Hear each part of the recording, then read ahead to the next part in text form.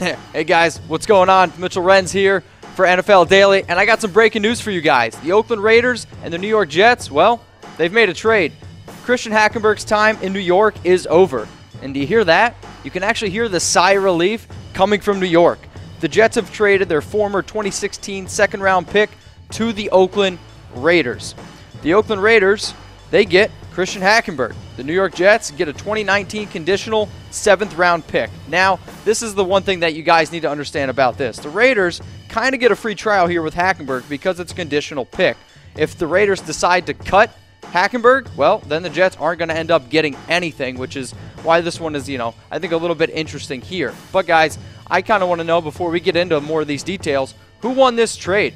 Do you think that the Jets won the trade, or do you think that the Raiders won the trade? The Raiders made a move for a quarterback, and, well, if you guys have listened to my show, the Raiders Report on Chat Sports, humble plug there, you guys will know that this team is looking for a quarterback, and, well, the Jets were just trying to cut bait already with a guy like Hackenberg, who has been, I think, at utmost a disaster, to say the least, in New York, that's for sure.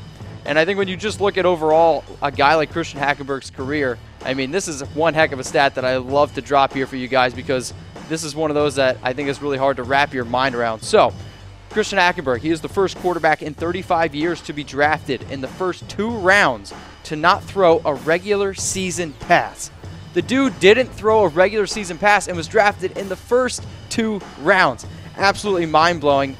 Well, he did actually get to play in the preseason, though, which, of course, matters a lot to a lot of people. Maybe not for somebody drafted in the first 2 rounds, but preseason stats. 48% completion percentage, 3 touchdowns, and 4 interceptions. This is a guy who had a lot of hope, a guy who I honestly compared to a guy like Jay Cutler, big arm, but never really panned out. So that's, again, New York Jets. They're going to receive a conditional 7th-round pick. Once we get more details on that, we'll definitely get that into you guys. And then the Oakland Raiders, they're going to get quarterback Christian Hackenberg. But now let's go to the depth chart for the New York Jets and ultimately why they made this move.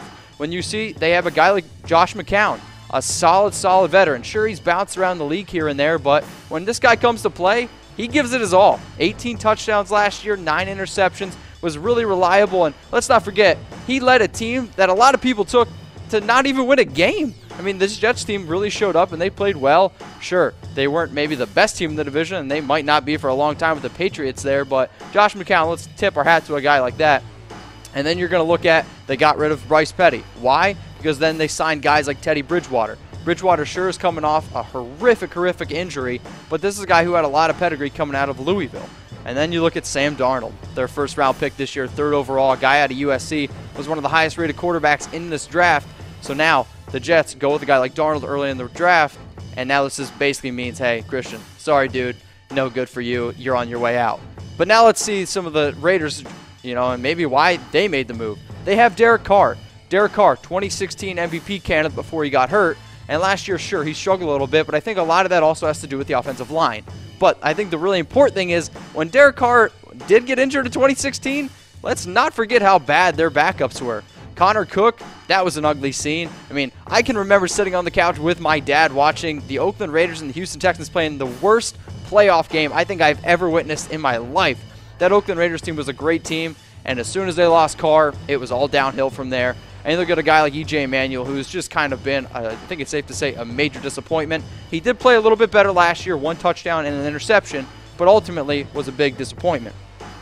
Now, I think when you look at this, I think it's one thing that really sticks out to me is Jon Gruden absolutely loved Christian Hackenberg, and I think it's understandable. So back in 2016, Gruden, we know his quarterback camp, which is ultimately super famous, and these are his exact 5 takeaways that he had with Christian Hackenberg and his quarterback camp.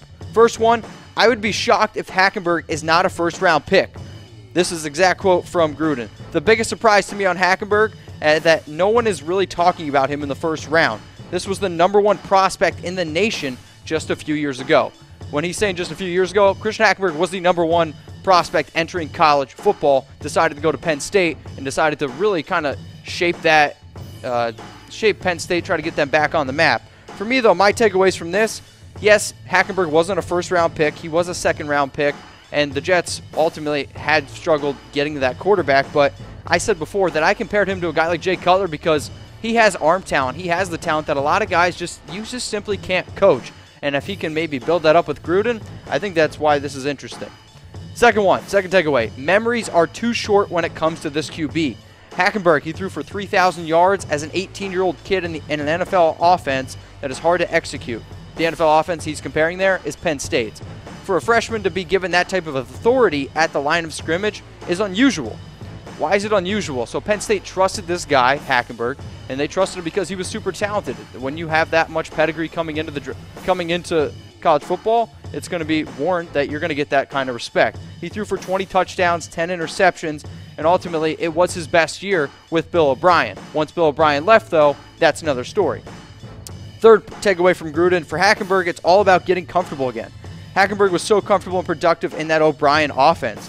The opposite was true for him when the new coaching staff arrived.